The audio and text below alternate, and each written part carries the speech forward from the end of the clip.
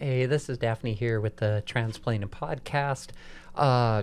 Just wanted to give an update. We have been catching up on episodes. Things are becoming more normalized.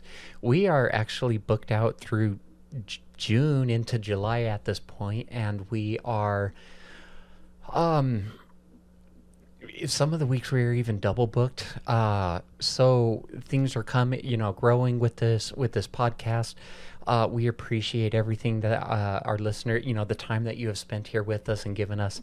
If you are able to help build the podcast, we would love that. You can help support us at buymeacoffee.com/transplanting podcast. If you would like to be on the podcast, you can reach out to me, Daphne, at transplantedpodcast.com. That's the best place to reach me.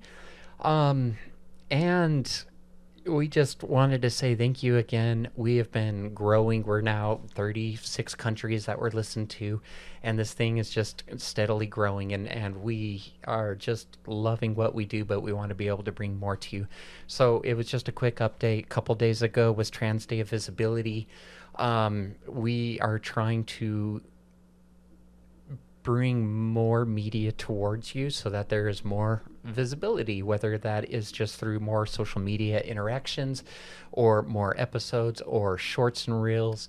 We're just trying to make sure that we can do the best for you. So please hang in there with us while we get this going and keep it growing, and be sure to share our podcast. That helps a lot. We have some big names and experts that are coming on the podcast here in the future. We're excited to have them. We've had some exciting ones. So, this is growing, and we just want to say thank you. And, welcome to our family. Welcome back to the Transplanted Podcast. I'm so confused. What? Well, you just pause. Yeah, you waiting just for you to turn the camera. Okay. I thought you were going into earrings, and then you just I was like, why did you pause? We got the giggles. It's fine. And Bear's silent. Okay. Oh no.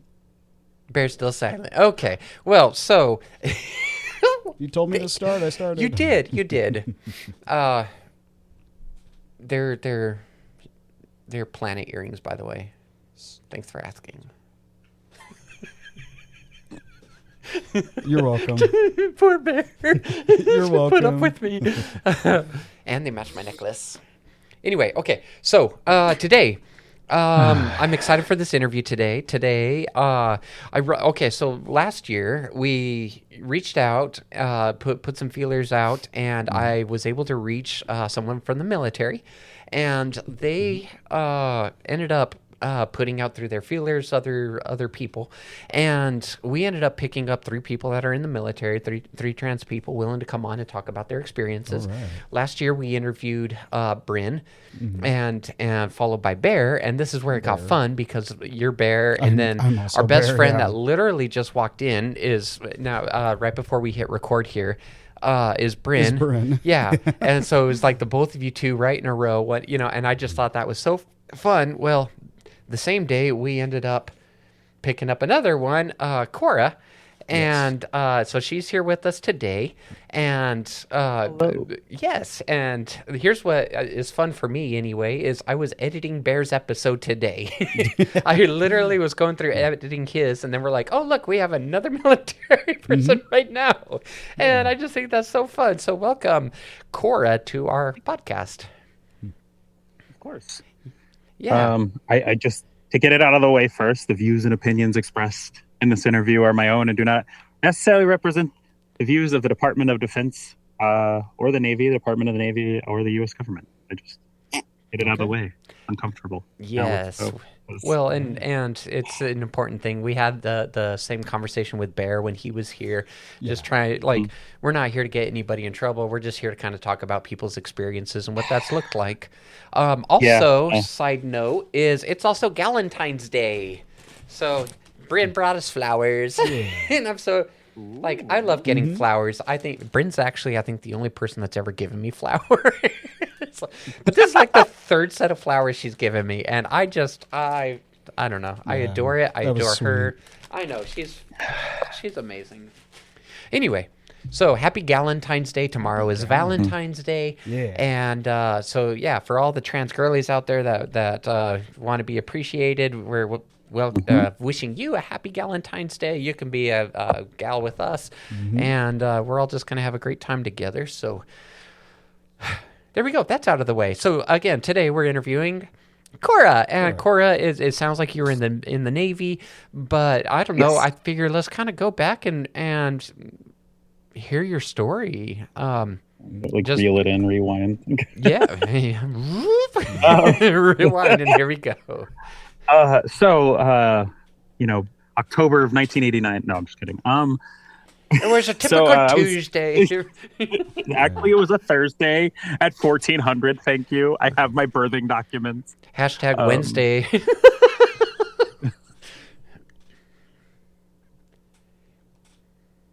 I lost it. Did you lose? Oh no. There we go. Okay. You can hear okay now? Yeah. Okay. Bear can hear.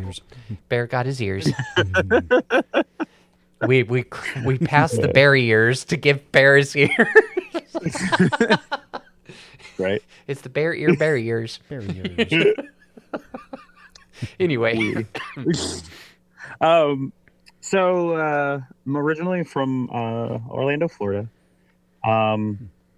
and joined not straight out of high school, but within a year after high school.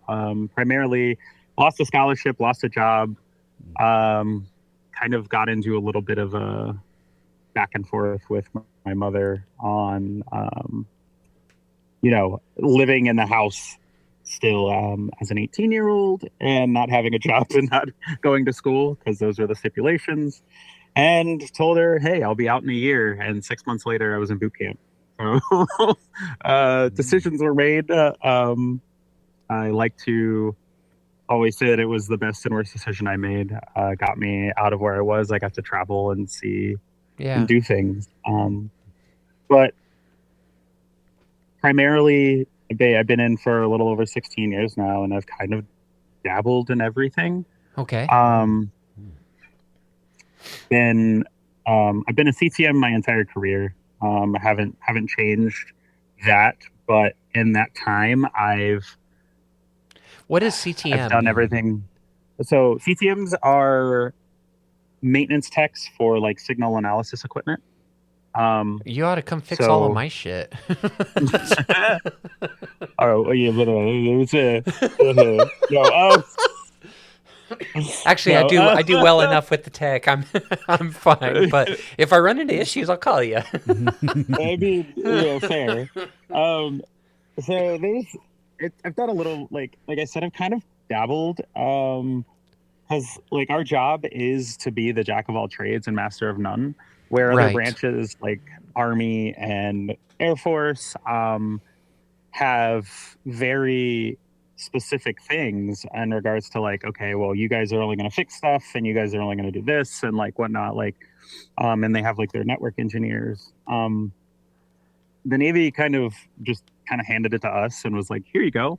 So we do everything from network engineering to installation of equipment. I've welded, metal to the decks of submarines before. Like I've removed racks from equipment from submarines. Like I've done like machinery. Bear removed his racks.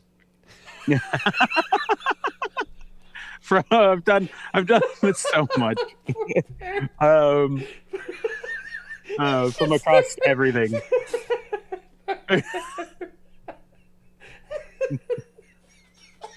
Oh my god! I wouldn't say anything, but you've already talked about it. So, but yeah, so I did that for about 6 years up in Connecticut. Okay. And then I was married. I got married twice. Divorced my first wife, and then got married again. And then moved down to Virginia with my wife. And I do shore duty, which is typically like you have a sea shore rotation. And did some RTD&E like development stuff for some equipment, and worked on that. Did some stuff down there. What is RTD&E? Research and development. for the most part. Okay. But from there, kind of got bored just sitting around on land, not doing anything after being in like a very high tempo environment for so long on submarines. And, it was coming up on my 2-year mark out of the 3 years I had on shore. So I reached out to my detail and was like, hey, get me the fuck out of here. Like, I can't do this. Like, I'm bored as shit. And he was like, that. And like 2 weeks later, he was like, all right, you're going to a destroyer, and sent me to school for a little while. Ended up, oddly enough, ended up getting disqualified from being able to go to small ships after being on submarines. Go figure. And then I ended up getting sent to a aircraft carrier out of Norfolk instead. And it was a carrier that was coming from Washington State, actually. And which carrier was it? So it was the Stennis. It left in 2018 and 2019. The John C. Stennis left Bremerton and did a world tour, and then parked itself into Norfolk.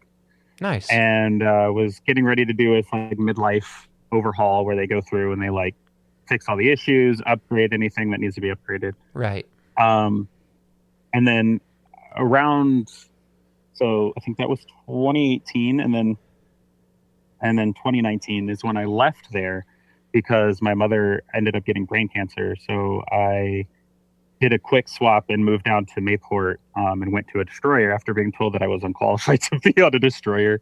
Made some backdoor deals that I regret because it was the worst experience of my life. And that's how we became gay. And, I mean, Marines, that, in the cavey. That's just the start. Yeah, that's just the start. You know what they say: 300 men go down and 150 couples come up. So, it's a little bit of a. So wait. I'm curious. So were you transitioned by the time you joined the Navy, or is this something that's been a more recent thing for you? No. So from the time I was in like middle school, I knew that I was not what everybody else saw, and like right. I knew that I wasn't the same as everybody else. I identified as pansexual from the time that I was in middle school, and like earlier than that. That's the flag behind you, right? The pansexual flag. Yeah, the pink, the yellow, and the blue, and then the genderqueer is hanging across it. Okay.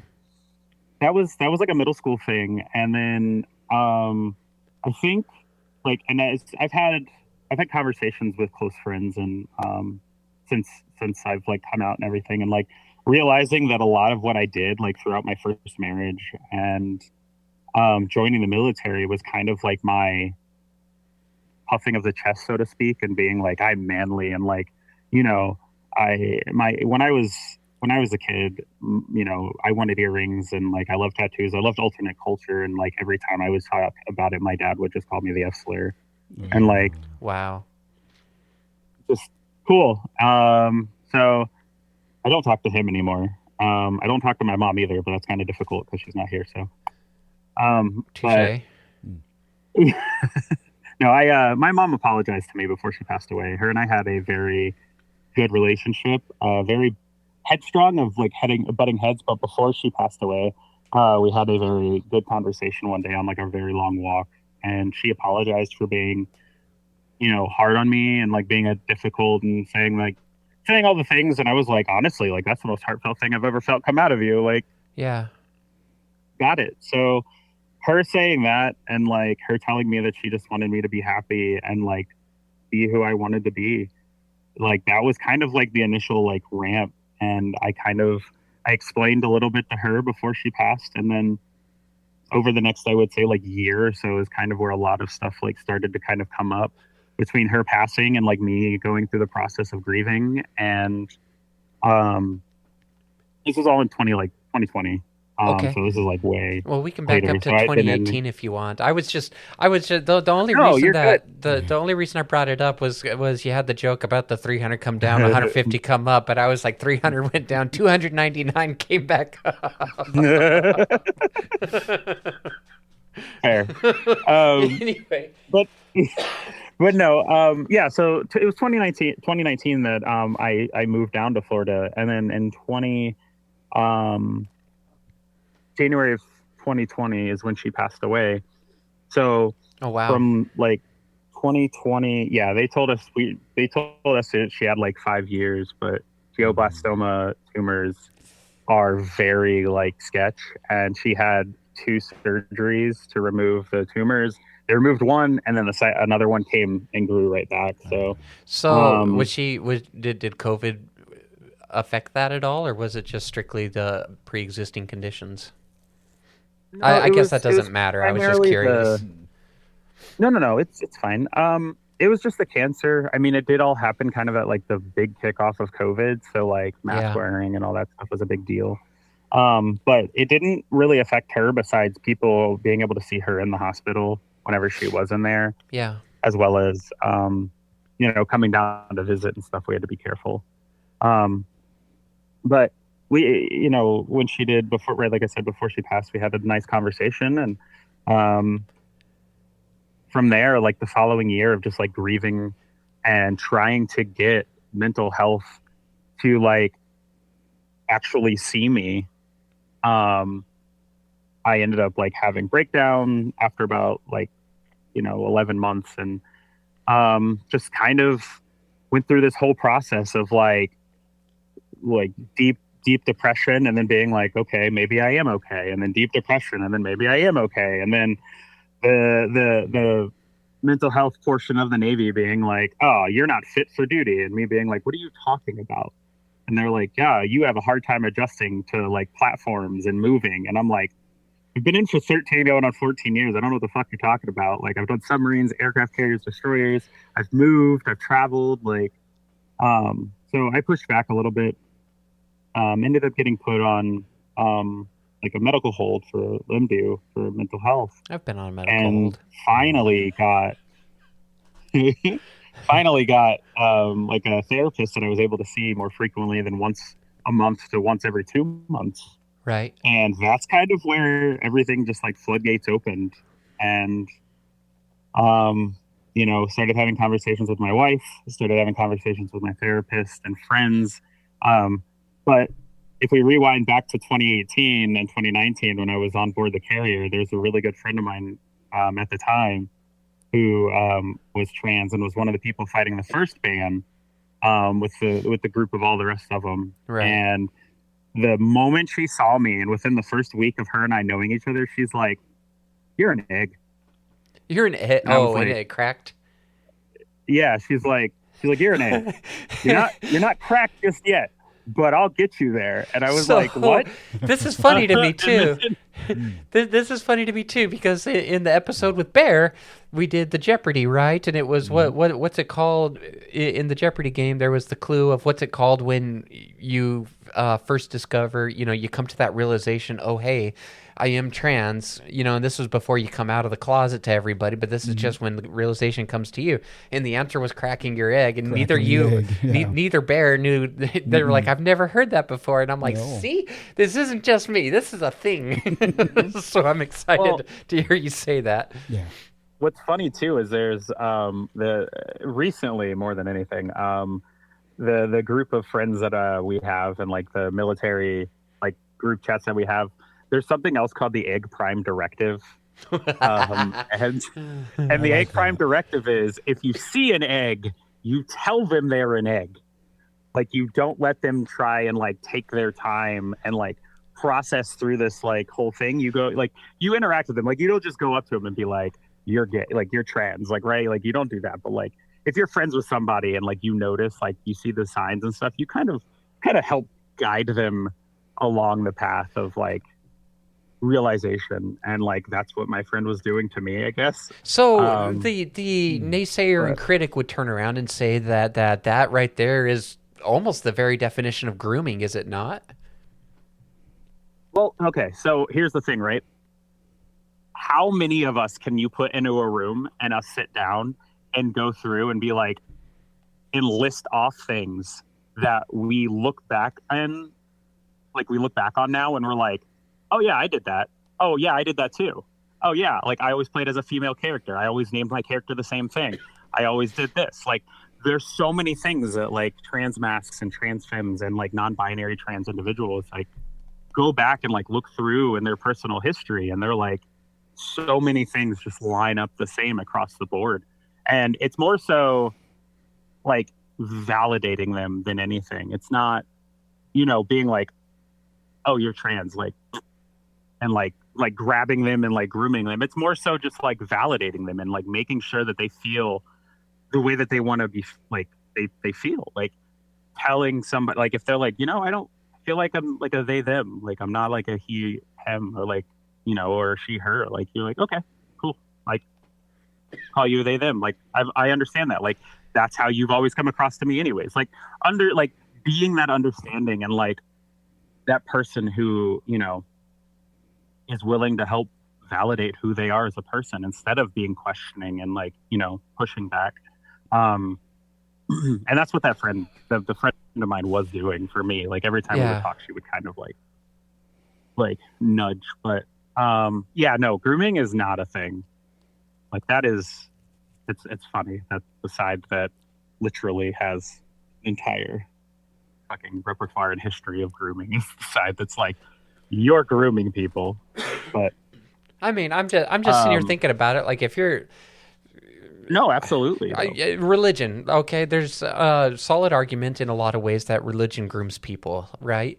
And it starts off with, they're young and they go, by the way, you are this, followed by this is what we believe, and this, and you train people to have a certain set of beliefs and identity, a way of living, all this kind of stuff. And so it feels like when we come out and say, oh, well, walking up to somebody and saying, hey, you don't know it, or maybe not you don't know it, but coming up and saying you're an egg, and then kind of guiding them through the process until they come to their own realization. I mean, quite frankly, it sounds like Mormonism. coming from someone that grew up in that, it just... It's fair. I mean, I don't know. That's the thought that comes to mind. I think the understanding of grooming versus like validating somebody's like experiences, like especially coming from like, because it took me forever, and like I can personally say like my experience is like significantly different than so many other like trans people that I know. Because like when I came out and I told my wife, she was like, cool. And like when I told my friends, they were like, cool, we knew. And yes. Like even my wife was like, yeah, I knew. And then like all of my friends were like, yeah, we knew. We were waiting for you to be like, hey, I think I'm like, I want to go by they, them now. Or like, I don't feel like a guy. I feel like whatever. And they were like, we were waiting for that, but like, we weren't going to like, stop you from doing whatever. Right. But the main thing, like to get back to like that grooming thing specifically though, is like it was more so like when we would play games together, that friend and I would be like, oh, I want to play this character. And she's like, why do you want to play as Daisy? I'd be like, because Daisy's, because I like Daisy, I like looking at Daisy. Right. He's like, what do you mean? And like it was more so like the little nudges of like questioning certain decisions that I would make on things, just to kind of have me question. Like, so it's like guiding to a reality rather than telling them this is the reality and then showing them the such. It's helping. It was more, it's more so like, hey, you do realize like you do these things, right? Right. And you're like, what do you mean? And you're like, yeah, okay, sure, I do these things. And then, over time, like you start realizing, you're like, wait, like that's not new. That's something I've done my whole life. Yes. I've like that was the thing, and like for me, like growing up is like I never felt like a boy. I never felt like a girl either. Like I always felt somewhere in the middle. Like, and I still claim to that, but I guess because of like the growth of like I don't identify as like an androgynous, like non-binary, because like growing up the way that I did with how like my dad treated me, and like how the understanding of like what it means to be manly and everything. It's like I don't want to associate with that. Like it looking back, it hurts. You know what I mean? Like yeah. it's not something that feels good, and it's not something I want to lean into. So like that's why, I started off as like they them, and then I went to like they she. And when I went to they she, a couple of my friends kind of were like poking me and being like, "It's fine. In a couple of years, you'll just switch to she her, and like you'll get rid of the they them." And like I hold true to the fact that I still use she them, but primarily she her are like my pronouns. So, but I got a few questions then with that. So you're identifying more as like gender queer, or gender fluid, or what is your identity? How do you see that? So I identify as gender queer personally. Okay. What does that mean to you? And it's kind of interesting. Yeah, I was gonna say, because like whenever I get pulled into the trans umbrella, because like genderqueer, non-binary, like certain groups get kind of pulled into that umbrella. And I was talking to a partner the other day, and I was telling her, I was like, I understand why, like I get it, but like for me, like my experience doesn't speak to like a lot of the struggles that trans people have gone through.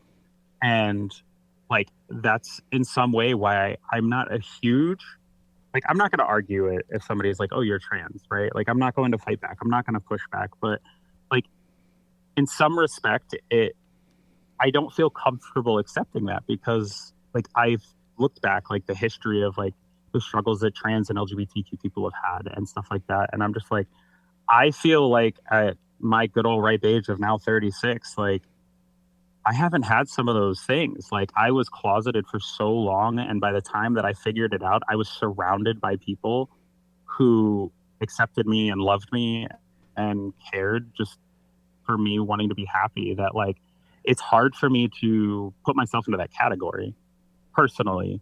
And so like that's why I look at myself and I'm like, I feel more genderqueer, because like I feel like I fall somewhere in the middle, but like I lean towards the femininity more than I do, the mask side or staying androgynous. Okay. So one of the other things that's kind of pulled up when I was reviewing Bear's episode is that the military is very gendered. So how you said somewhere in the 2020 to 2021 is when you're going through and having a lot of the conversations with yourself. I'm assuming that at this point you haven't transitioned. So you want to walk us through what that process looked like? So 2022 is when I kind of started having like the actual like firm realizations, and like having the conversations with myself, my wife, and like very close friends of mine, especially those who I was like close with that were trans, and just kind of like putting the pieces together and just being like, okay, like I do feel this way. Like this is something that I've felt for a long time. And then when getting up to like leaving Florida, because at the time Florida was still very not okay. Getting up to Maryland and having a lot of the safeguards and like the places, like there's so many like LGBTQ friendly places. There's so many like queer open spaces and just like safe places for us to exist and just be happy.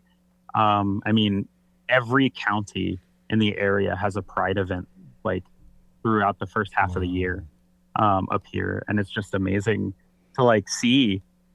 And I felt way more comfortable up here, and started my process in 2023 going through like the military. And it wasn't until 2024, after going through like the therapy, like talking to the psychs and the therapists, and like going to support groups and stuff like that, to where I was able to get the diagnosis. So 2023, 24, you finished the therapy. So 2023 was like this. Yeah, it was like the beginning of like the administrative process, right? 2024 is when I was actually able to get like HRT started and everything like that. And one of the things that I look back on is when having those conversations with like the therapist and stuff, bringing up what I just like talked about of like falling somewhere, and having the conversation with the psychiatrist that basically ran the program up here at Walter Reed, was just like, yeah, no, like I have to have one or the other. Like you have to be male or female. So you either tell me that you're just going to stay being male, or like I put you down as having gender dysphoria and we move forward with like the process of like you transitioning. And I was like, cool, like female, like let's like I don't want to stay this way. Like this isn't who I am. You don't want to be seen as male. Yeah. Right.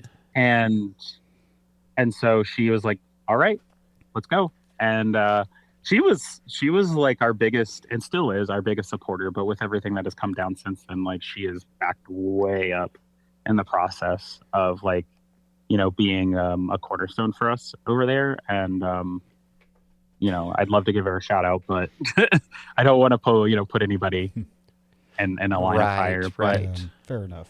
You know, there was a lot of stuff that went into that, and then going through like endocrinology, and then still also like it wasn't required, but there was a support group at Walter Reed for trans military and vets that we could go to on a weekly basis, and it was an invite only thing, and it was there specifically for us to go and have conversations and like help each other out, but also to you know, talk to that psychiatrist and other doctors that were there who would come in and be like, hey, like what issues are you guys bumping into? Like what can we help you with? You know, where are you at in your process? Like where can we help you all and better this? And everything was good and great up until November of 2024. Yeah. Yep. And like the second that happened, you know, we all kind of went into panic mode a little bit, but it wasn't until like inauguration day, I think, that we all kind of, you know, some of us, like I myself started running in circles screaming fire, you know, metaphorically speaking, because like I am always like the one who will like freak out like really bad for like a couple of days. Then I'll be like, there's a clip from Smosh where Angela is like yelling, and then she's like, I need to calm down.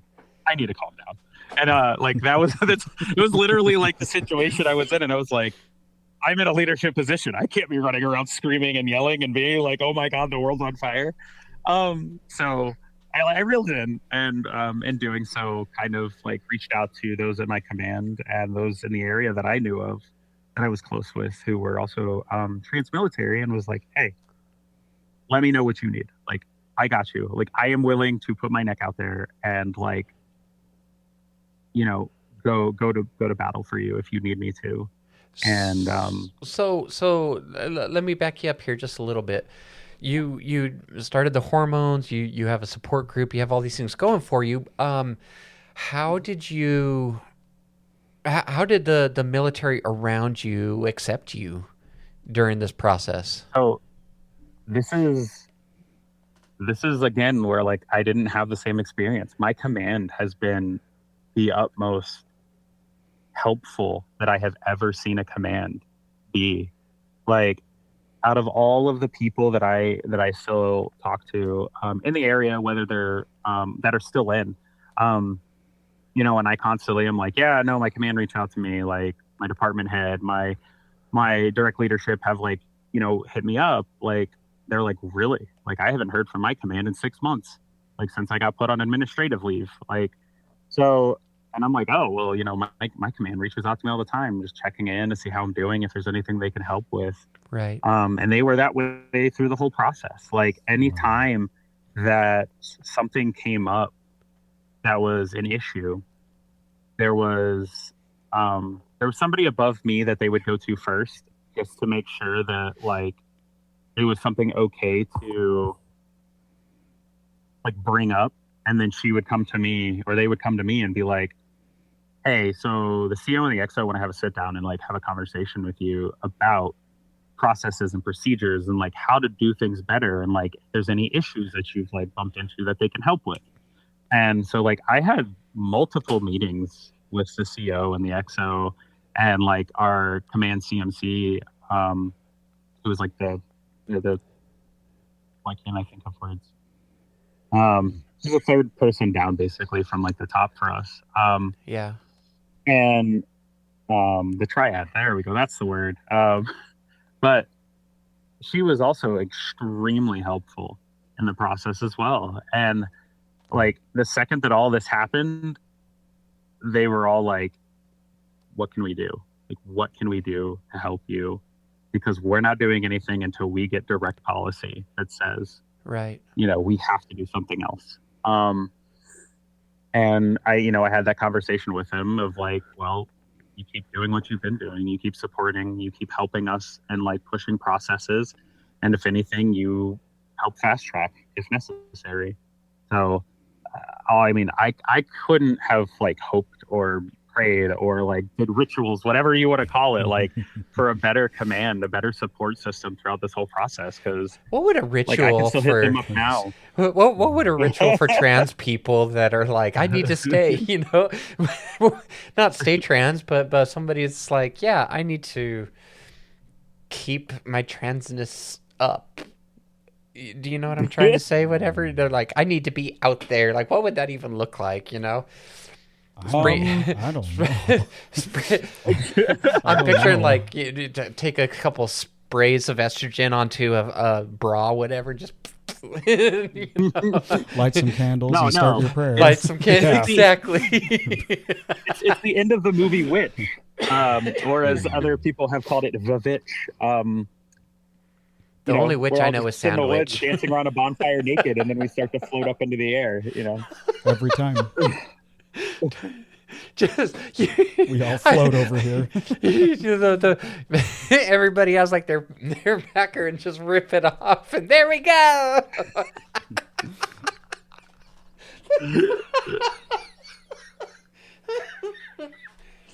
Oh my god. Anyway. So everybody is sitting there working with you, trying to help make sure that you guys are all taken care of, your needs are being met in the military. At a command level, yes. At a command level. Everything starts to come down the ranks about here's how everything's going to shape up. How did that... I don't want you to necessarily talk about the policy, whatever, but let's talk about like how did the policy affect you?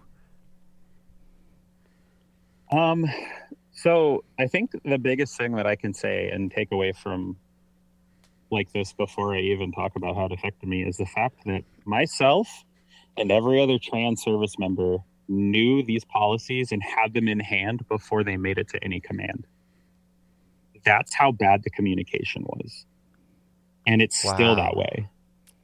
So like we were getting them because like there's not like, we're not excessive, like we're not everywhere, but at the same time, we're everywhere. Like there's at least one of us somewhere in a job position, but like in total, we don't break, high numbers. Right, of course. So we would get them and we would like, I would have this policy in hand. I'd walk it to like my CO and my triad and be like, hey, this just came out. And they're like, how did you get that?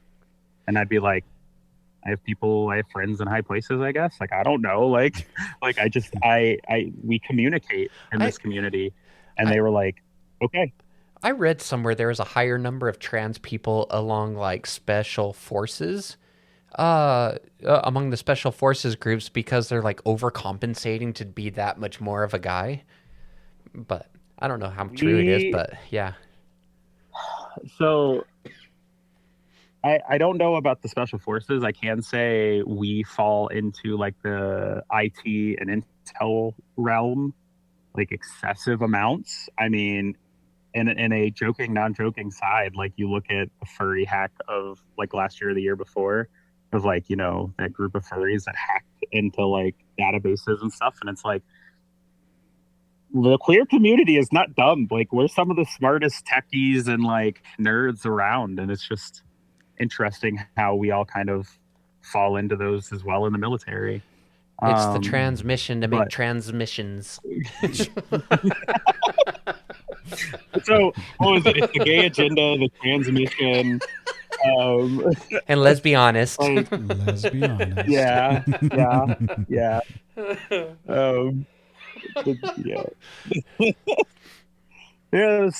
Yeah. But in regards to how it affected me, I mean, honestly, from the get-go, I fell into the I'm not letting this happen right category of people. Like, I was mad, I was frustrated, I was angry, like all the contextual words, but um it was this is the first time in my life that I have felt like I'm a part of a community that actually gives a fuck about me, and that like right actually see like is okay with like who I actually am, and like watching them get attacked for just being a person is that's not okay. um so being a baby trans, so to speak, they I it affected me, and like I have nothing to lose. Like, I've got 16 years in, I'm swinging full force, and I got into arguments with people personally about a lot of it, with them being like, "Oh, you need to take your pronouns out of your signature." I was like, "Oh, that's cool. There's actually like congressional like mandates that say you can't tell me to do that." And they'd be like, "Oh, well, it's making other people uncomfortable." Cool. They can be uncomfortable. Like, that's not my job. Like, if that bothers them that much, then don't scroll down to the bottom of my fucking email. Like, right like, read the meat and then move the fuck on. Like, Read the look, it's the meat. It's going at a northeasterly direction. The wind is blowing. Yeah, so Full force it was gale a lot of winds. stuff like that. Who's Gale? Don't even know. Oh my god. Yeah, do you know who Gail is? I've never met one. I don't know, but there's winds named after her, so that's all I know. She must be famous in the meteorological community. Fucking Gale.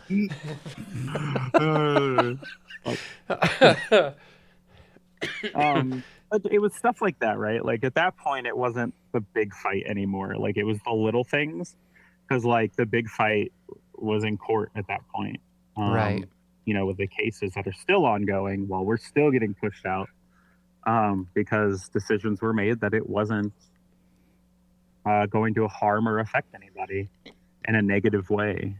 And so the biggest thing for me is I went from being quiet about a lot of it, and like not silent. Like, I was just one of those like quiet people who, if something happened, I would always like pull somebody to the side, or like I would be like, "Hey, stop doing that. Like, that's not cool." Right. So where I was like, "Yo, shut the fuck up. Like, you are an idiot. You are wrong. Like, that's not okay. You don't treat people like that." Right. And it's I won't say it's gotten better. It's gotten worse. I went from doing that in offices to doing that for advocacy groups now, and putting my efforts and time into helping the community that is around me now, up here in Maryland. And like, I've been on an administrative absence for almost, like, by the time I separate, if everything goes the way that it's looking like it's going to go in June, year and a half. I stuck it out about a year of just being on admin and not being able to really go into work because of not of the uniform standards. And like, there's a lot to be said about like the politics of it, of like money and like all of that stuff, right? And like the time wasted and the training time wasted of me just sitting at home now and like looking for jobs and like getting certified in different things and like going to school instead of going into work every day. But like I stuck out as long as I could at work and on the involuntary like separation side. So, and it took me sorry. No, you're fine. They offered I want to say cash settlements, but it's not 1-800 go cash now. No. But I mean, wasn't there like cash? Exactly. So why not take that? And if you know you're on the exit ramp anyways, why not just take it and go? So severance package. I could just essentially quote list off the amount of people that haven't gotten that yet and are being told they're not going to get it because they don't qualify for it. Do you qualify? Technically no, but that's because that's a whole nother that's a whole other situation of me. Like right as this all was happening, mental health was like, "Hey, we reviewed your record and you should have been kicked out a long fucking time ago." And I was like, "What? Oh. And they were like, well, "So the fact that this is all making it significantly worse, we're gonna send you up for a medical review board and like put you into like a status of like a medical board." So that's what I've been dealing with for the last like 6-ish months, which is why I don't really qualify for it because it's one or the other. Like you either take the separation pay, which was quote unquote doubled for voluntary, and for involuntary it was just normal. But even then, with the involuntary separation pay, like I wouldn't fall into that category either because I'd be getting medically separated or medically retired. So I would fall into whatever category that is. But there's people that are being told that like even though they like voluntarily separated, they're getting letters from like Department of Air Force, Army, whatever, and it's just like, yeah, you don't qualify for this. Why would you think like you can't go into the reserves, so you don't qualify for separation pay? And it's like any small letter print says like so there's like ongoing legal battles with almost every branch that's like, hey, stop being stupid. You're doing illegal shit. Like you're denying people stuff they signed paperwork for. So just stuff like that that's kind of going on. But like, yeah, like in my situation, like I said, I kind of fell into a weird lucky category of going on admin leave and then medical being like, hey, we're gonna submit you for a medical board because like you meet requirements for one. And I'm like, oh great. And then like, hindsight's 2020, and it ended up being more beneficial for me in the long run. Because at 16 plus years, I'm getting nothing if I get separated besides that separation pay. And that separation pay was shit. Like it was nothing. Right. So I'd rather take the damages that have been done to me and my body and my mental health over the last 16 plus years and have them take care of it for the rest of my life if the powers deem so. So like, so I read somewhere that the military and other government, whatever agencies, are no longer covering the healthcare side of transitioning. Is this something that's affecting you as well? Yeah, that was like day one. That was day one. No more hormones, anything like that. So it was day one that no more gender affirming care is to be paid for by TRICARE. That got pushed back from lawyers and doctors because doctors were like, nope, because continuation of care, my oath, like that's bullshit. Like, yeah, I have to continue taking care of the patients that I have seen. And I mean, that followed through all the way until it basically now, all of us have off-base endocrinologists and doctors for our care. But there is no new Ascension care being given. So like nobody, if you haven't started it yet, you can't get it anymore. Right. Well, and it's probably better not to, so you don't get that diagnosis. Oh, the diagnosis isn't the point. If you show signs of it, somebody can call you out and you can get separated for it. Jesus. Yeah, it is shows signs of, has a history of, or is diagnosed with. You look like anything that's so just, yeah. I mean, but for real though, I mean that's essentially what that boils down to, right? Is you look like this, you're not man enough, and so here you go, you're out.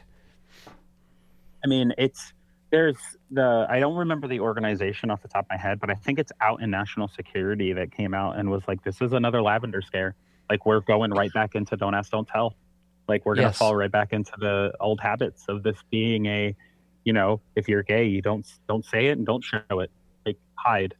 And like it sucks because at least from my experience, like the initial don't ask, don't tell, and like the members who got forced out because of that, like it's affected the queer community as a whole in regards to like the perception of military members being a part of the queer community and stuff. Like there's a little bit of like pushback on, if you're like, oh yeah, like I served in the military, and they're like, oh, we don't like military, and it's like, okay, well, it's not like I did it because like, it is a whole other conversation. But yeah, it's just something that's kind of like with everything going on the way that it is right now, I've just kind of noticed it even more of like trying to be safe in a queer space. And they're like, oh, well, you're active duty or like you're military. We don't want you here. And it's like, the fuck did I do? Like, I'm just trying to be okay. Right. Like, so, just stuff like that.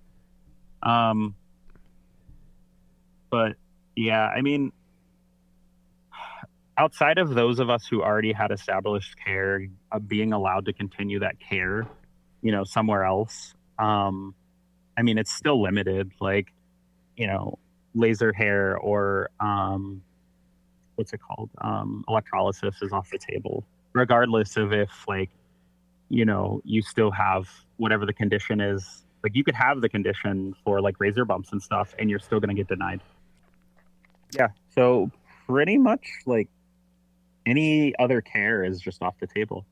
I was literally like I was at home, I think, and I was waiting by my phone because I was supposed to be getting a call from the urologist about getting a surgery done. And like the day that happened is the day that the DHS was like, no more. And so like, like that call never came. And when I called and asked, they were like, yeah, we can't do anything. Yeah. And the injunction came out shortly after. And like, there's stories of people who were on the operating table and like the surgeon came in and was like, we can't do this anymore.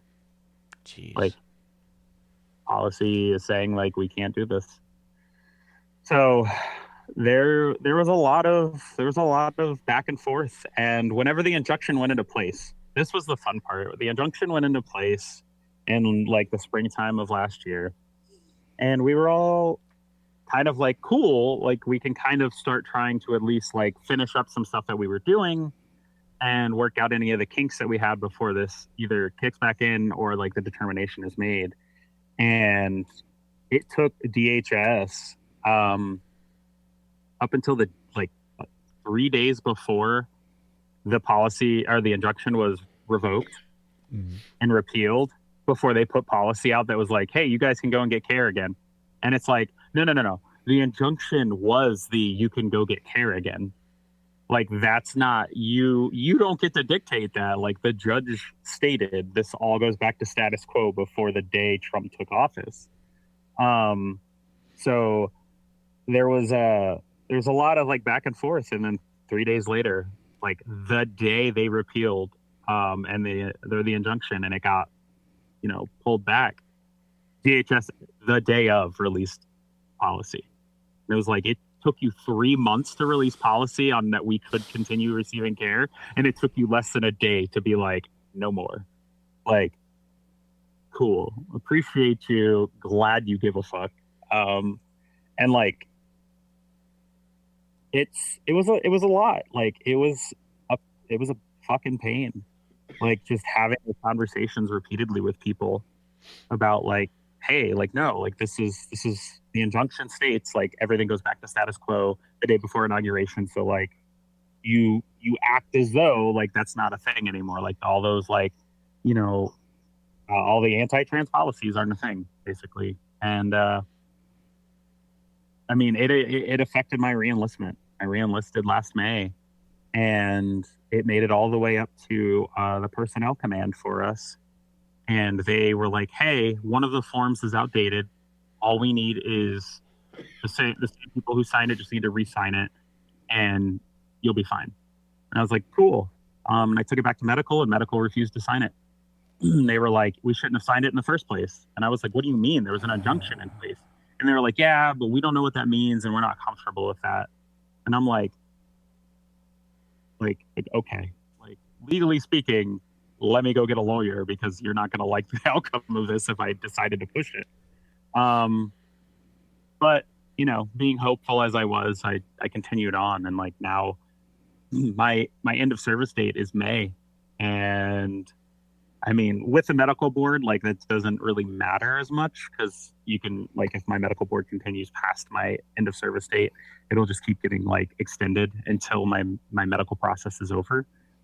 um, but yeah, it was a huge like blow for me because like my command was very like it was a back and forth, and it was a back and forth long after that to where like the lawyer that I have helping me with a lot of this stuff was like, yeah, like if you need me to, like I will write a letter and they need to go back and fix this.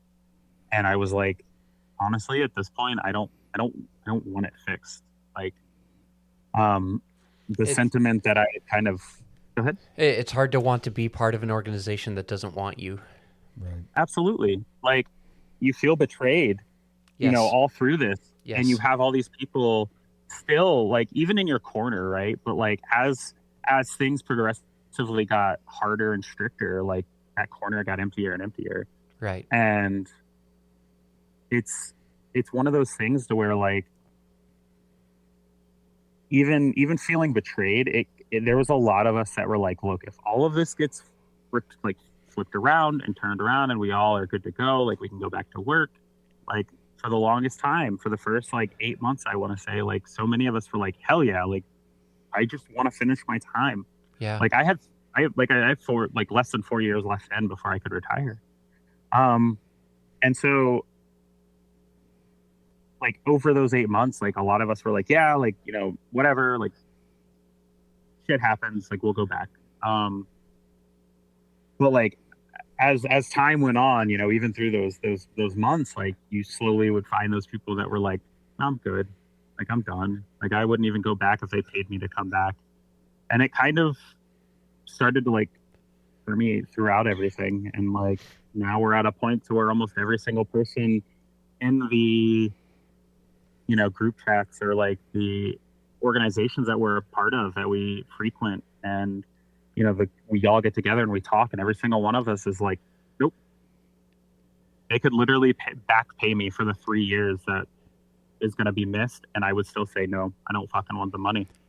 Like you had an opportunity to do the right thing and you refused to do it. Like I don't want that anymore. Like I don't want to be a part of it and I don't want to be associated with it. I mean, I know there's people that I know of that have like foregone getting some of the money and the payments because they don't want to be associated or like take that money. Yeah.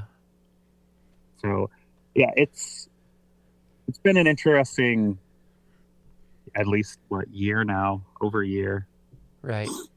So So do you gave the military 16 years of your life. They did train you in some different areas and you were able to receive some skills out of it. Mm-hmm.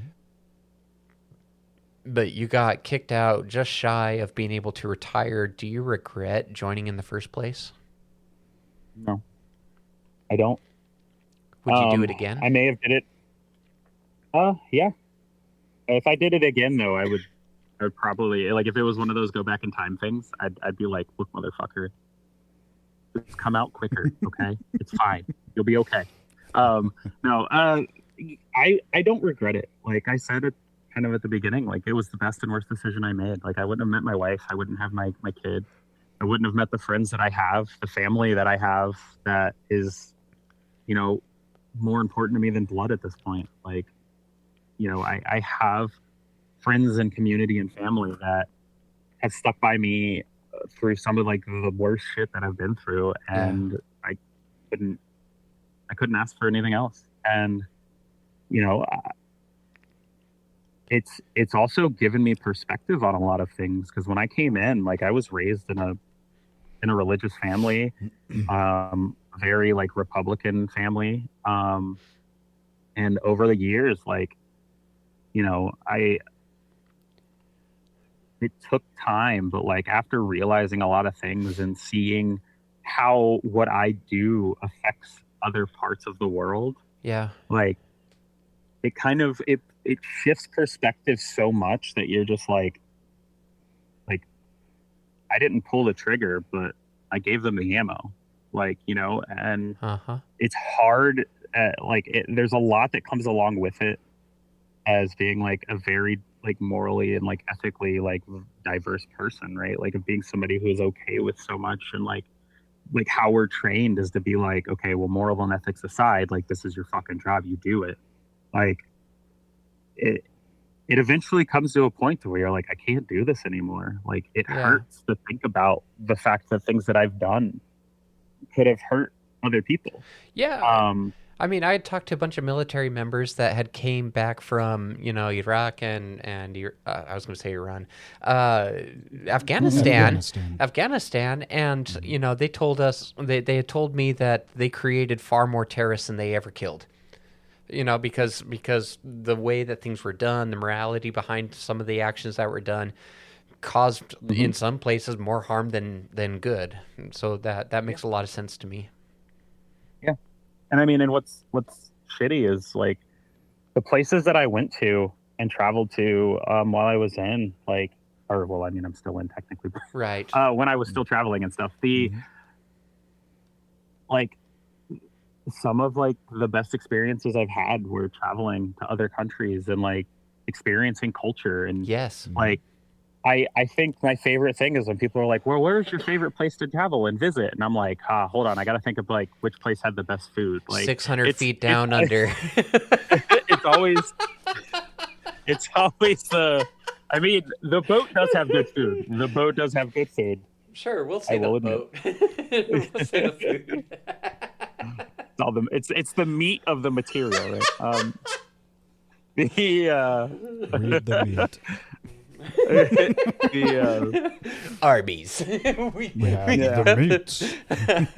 But it's always about like we got I love in the Navy. You know, it's not queer if it's off the pier, okay? It's not gay if we're underway either, okay?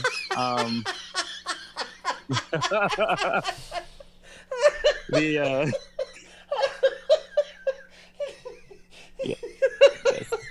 There's a lot of fun things. I've never heard that one. I've been around and I've had a lot of jokes and conversations with a lot of people, but that's not one I've heard. I like that a lot. Yeah. There's a lot of things like that. I mean, Navy stands for Never Again Volunteer Yourself. Right. Marine stands for My Ass Rides and Navy Equipment. I don't know what Army stands for, but I'm sure I could hit up some friends and they would tell me. But yeah, there's all of the acronyms that exist in our realm. I thought I heard something. It was like assume risk and something else. I don't know. Anyway. Oh yeah, there's probably a lot. Probably. So, but going forward, what does going forward look like for you? So, towards the now I can say, I guess, towards the end of my career, a lot of what I was doing after my experience with mental health, and like that whole like debacle with my like losing my mom and then being like, oh well, you know, you need to get out. I kind of shifted my entire post-military career perspective from wanting to do like engineering of some sort, whether it be like system engineering, network engineering, RF, you know, based stuff, signal, whatever, and completely shifted my bachelor's degree to psychology. And while I'm still like currently looking for jobs in like the contractor subspace, like I don't want to work directly for the government ever the fuck again. Like the watching them like turn their back and like stick the knife in and twist it as fast as they did, and for them to do it to their own people. Especially like the group that built the infrastructure that they utilized for networks. Good job, have fun fixing the shit we built. Like No, so yeah, with all of that, like when I was leaving the destroyer, that I was down in Mayport, I was working on becoming a DAPO, which is the drug and alcohol um, prevention advocate for the Navy. And I mean, I have personal experience with substance abuse, my family, right, history. So like for me, like it hit home even more, and I leaned harder into that. And when I got up here, having a history with mental health as well, I jumped into the collaterals that would help, and I became, a DAPA up here for the command that I was at, or at least an assistant whenever the main one was there. I did the same thing with suicide prevention and all that sorts of stuff. So, Bear, you wrote something earlier today that kind of fits that. Yeah, it's all the way in there.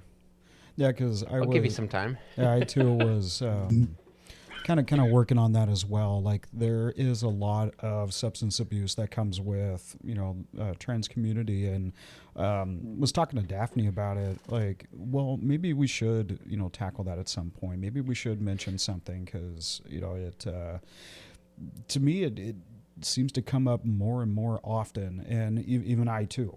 I got a history with it as well, and I think it's really important to touch on that. But there just hasn't been a segment or a guest, or it's never come up until like. And it's right ironic now. that the day you write the day the day that it finally comes up. Yeah, the day I wrote all my stuff, and then it's like, no, I'm not going to put it in this episode. I'll wait till an opportunity comes up, and here's our opportunity. And do you want to put it in? I might as well. I wrote it. I hand wrote on a piece of paper. I'll go grab that real quick, and I can share that. Sure. Yeah. Yeah. In regards to substance use, I just wrote that substance use can sometimes become a coping mechanism, for anyone, but it also affects the trans community, not because of who trans people are, but because of what many are forced to endure. As the chronic stress from discrimination, family rejection, and the barriers in the healthcare system push people toward, substances as a way to numb pain or survive overwhelming emotions.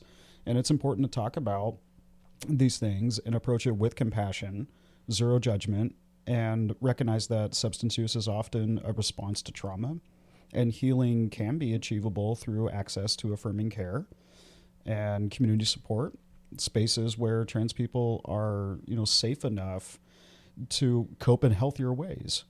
And currently trying to find and research, about organizations within the United States that are dedicated or devoted to only, trans substance use advocacy.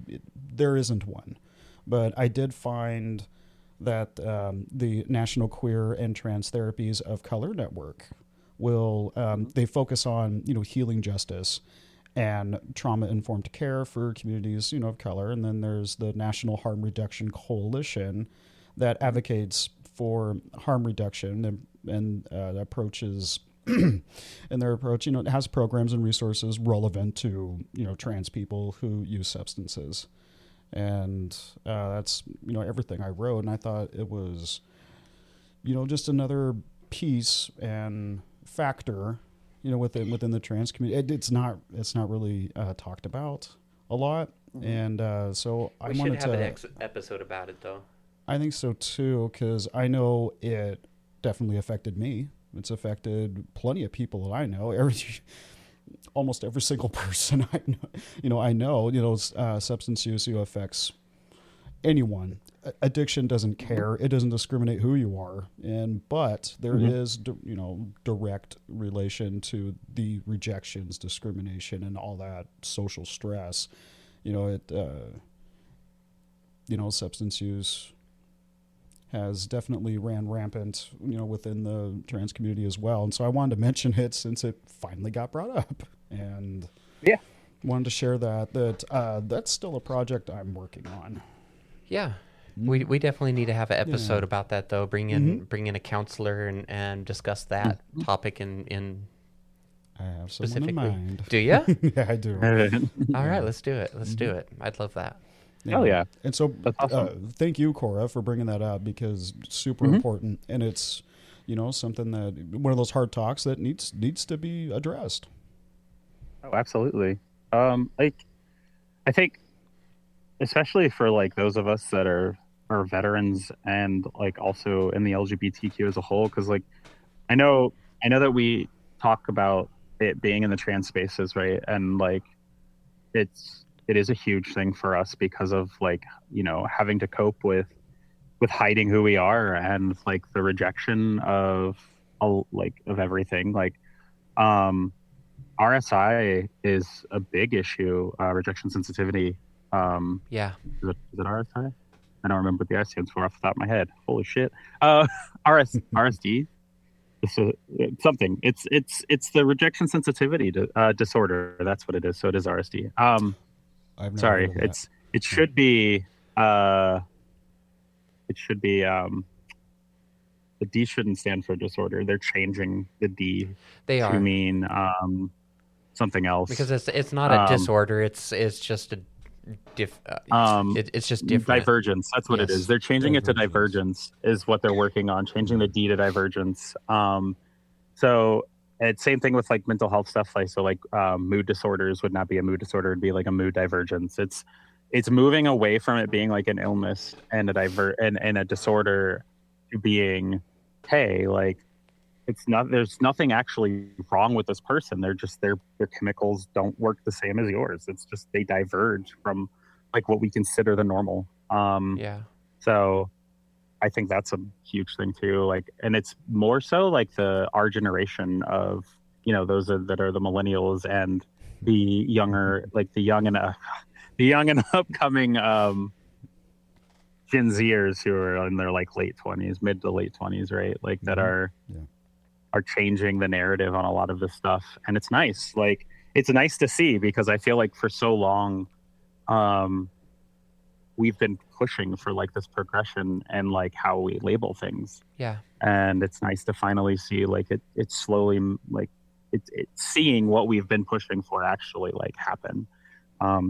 It feels slow to us, but to all the youngins out there that are pushing for it, it's like, oh, that was easy. Like, cool, thanks. So yeah. I saw an interview with what's his name? Shit, it was Kumar and Harold and Kumar. I don't remember the actor's name. Right. But he was talking about how the things that like we don't look back now on like President Obama as being a progressive, but at the time he was. We now look back at him and he's like a centralist. Same with Bernie Sanders. It's because, and like the point he was making is we've made progress since then because of what they did. So like now we look back and like to us now they're not progressive anymore. Well, so because we've progressed past it. Right, and the one with Bernie Sanders was, when Bernie Sanders was running, the right saw him as just this extreme left, whatever, and now you look at him and he seems like pretty central with the stuff that he used to say. So I don't know. Maybe it just swung back the other way. Or maybe swing in different directions. Agree with that. Like, yeah, I think as well as like if you look back on some of the stuff, it's like at the time, the things that they were saying were progressive, but because we've progressed past some of that stuff, like it seems kind of center line now for a lot of things. But Corra, I've really enjoyed having this conversation. Because like I don't know, it was the things, the different obstacles and different I don't know what else you want to call it, policies, procedures, the ways it was affecting the military. They were, we were seeing reports about it. This is what we're looking at. This is what, I read through the policies at some point. all of these things were coming out, and the hardest thing I had was trying to find someone in the military willing to talk about it. Yeah, it was hard. And so, when I finally found the person and, was able to pick up a few interviews, I was over the moon about it. I came back to Bear and I'm just like, oh my God, look what I got. Look, yeah. Okay. Yeah. Poor Bear. I love Bear to death. He puts up with all my shenanigans. He's just like, whatever, it's just another Tuesday. Friday. Yeah, so if I had a nickel for every time I sighed. Well, I'm the one that walks in like, I had an idea. It happened the other night where I was like, Bear, I had an idea, and he just see him stop and turn like his head around. And he's like, all right, girl, hit me with it. What you got? And anyway, so to get you to come on, because I understand that this is a highly charged topic. I understand the military right now is a highly charged topic, just talking about it in general. So to have you willing to come on it really is special for us. So we really appreciate you putting yourself out there in a way, bringing your, coming on here and sharing your story. It's interesting. The other two, Bear and Bryn, I believe they both transitioned before they joined the military, if I remember right. So with you, while transitioning while you're in the military and having people like that, that's interesting to me. And I was really glad to hear you say that for the most part, everybody was actually really cool about it, really supportive. That was not how I expected that answer to be, and so I'm actually really pleased about that. Yeah. There's been a lot of like a shift, and I think, but I do want to say like I feel like I am a very unique experience, or have had a very unique experience because I have heard like horror stories. Yes. Of other people. So I'm sure. I'm sure, with all the people in the military, I'm sure that swings all over the board. But in either way, I'll say then that I'm glad that your experience was that way, that people were supportive. I don't know. I appreciate you putting yourself out there and coming on here and being willing to share all that. That means a lot. Yeah. As we coming up on time here, is there anything else that you would like to make a shout out for, Corra? Shameless shout outs. Shout out. Yeah. Anything? Not anything specific, to be honest with you. Okay. The advocacy stuff that I do, I'm not sure right now if that's fair. The organization is in the best place to be like shouted out and have a in regards to like on that. Okay. Yeah, because we're in the process of like getting administrative stuff done and trying to get like funding and whatnot. So doing our best to not like, but I will say hiding right now, while it may seem. Sorry, I'm okay. Bless you. No, it's all good. What I will say is that hiding right now, while it may seem like the safest and best option, sure, we as a community have never had other people fight for us and win. It's always been us fighting for ourselves and winning. Yes. And giving our community and our family of each other the time when we need it to talk about things like Bear was talking about with mental health and the recovery, addiction recovery and stuff like that. Like people, we are all humans. We have issues and we're all working through them. Yes. And I think, giving each other the space and the time that we need right now is great, but just hiding isn't going to do as much as, True. At least you helping from a distance. Sure. I'd rather you be like, you know what? I do want to help, but I don't want to be out front. So, cool. And there's a lot of different ways that you can offer that kind of support. Mm-hmm. You know, it doesn't have to be on the front line with a picket sign going, "Hey, we're here, we're queer." Yep. You know, it doesn't have to be. Mm-hmm. I mean, it doesn't have to look like that, though. I mean, it can be family members that are coming up behind, you know, and offering you a hug and saying, "Hey, I know right now is really like I had a cousin wrote me just the other day, 2 days ago, maybe." Couple days. It was a couple days ago, and her text just said, "Hey, I was thinking about you today. I'm sending you love. I know it's been a hard time lately. I'm just sending you love." Yeah. Something simple like that makes you just go, "Hey, people are thinking about me." It could also be if you are fine putting yourself out there, maybe start making some posts on social media and be like, "Hey, this is some reasons why we need to support the community. Here's some different ways we can support the community." Yep. If you're in any kind of field where you can offer expertise, you know, through work or whatever else, finding ways that your work relates to the trans community and ways that you can support the trans community through your work. That's another way. Like there's just so many different ways to support the community. You don't have to be out there on the front line with everything. It could be hosting quiet meetings, whatever, where you allow a few members of the community to come and sit down and feel accepted. There's just so many ways. Bring in Daphne Donuts. Favorite... There's not a Dr. Pepper. Well, always. Daphne always will. I got my Dr. Pepper. Daphne will always accept Dr. Pepper. If you guys want to support the podcast, feel free to mail us Dr. Pepper. We will gladly accept that. This podcast is ran purely on Dr. Pepper power. Not sponsored. We are not sponsored by Dr. Pepper, though I would accept the fuck out of that. I totally would. I would. Could you imagine the logo for something like that? That would It's like the Dr. Pepper logo, but it's got like the R symbol. Yes. R symbol. Yes. Anyway, yeah.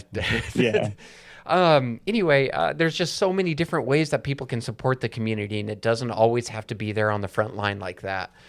In such an out way, but making sure that everybody is putting in effort is going to help keep the community feel like they're supported. You know, the louder the voices become about supporting the community, the quieter the other voices are going to become, because they're going to people become more powered when they feel empowered, or not powered. People become more loud when they feel empowered, right? Sure. And so if the voices are louder speaking up for the community, then that's when we're going to see progress for the community, and vice versa. Yeah. So yeah, I agree. Sliding away from helping isn't going to help. or even becoming a recluse and like hiding yourself away, because then it just goes back into what we were talking about a few minutes ago. On that note, the mental health aspect, you know? Right, but on that note, you also need to put the disclaimer that it's also not safe for everybody to come out. You know, sometimes being the recluse and hiding in the closet is the safest thing for you, and there's respect for that as well. Absolutely. Yeah. I think that's all I got there. Yeah, I want to go ahead and personally thank you for coming on the podcast today, Corra. Ooh, I enjoyed your what? Oh, I thought you were signaling me. No. I do want to throw one more thing in before we close up, but I'll let you finish your talk to Corra. Go ahead. Okay. Well, then, just real quick, as far as our Facebook page goes, I finally gained access to our Facebook page. So, Corra, again, thank you for coming on the podcast and talking about your story and sharing, a little bit more about just, hey, what it was, what happened and what it was like, and where you stand now. And thank you for your service. Yes. Thank you for your service. Of course. Yeah. And I hope, just everything works out. Cross fingers, cross toes, cross everything. Hope everything, turns out well for you. And you get the result that you're looking for and want. And yeah, definitely. Definitely. Definitely. Definitely. Yeah. And then, thank you, viewers, for tuning into this episode. We, Daphne just said we're still recovering all the socials, and there should be a new Transplaining podcast Facebook coming up soon, but you can still visit the website at transplaitingpodcast.com. The contact, if you would like to be a guest, is Daphne at transplaitingpodcast.com. That is, the current, correct email. And hope everyone has a lovely day. Oh, Galentine's Day. Have a lovely Galentine's Day. Yes, have a lovely Galentine's Day. And Valentine's. And Valentine's, for tomorrow. And, catch us next time. And as always, welcome to the family.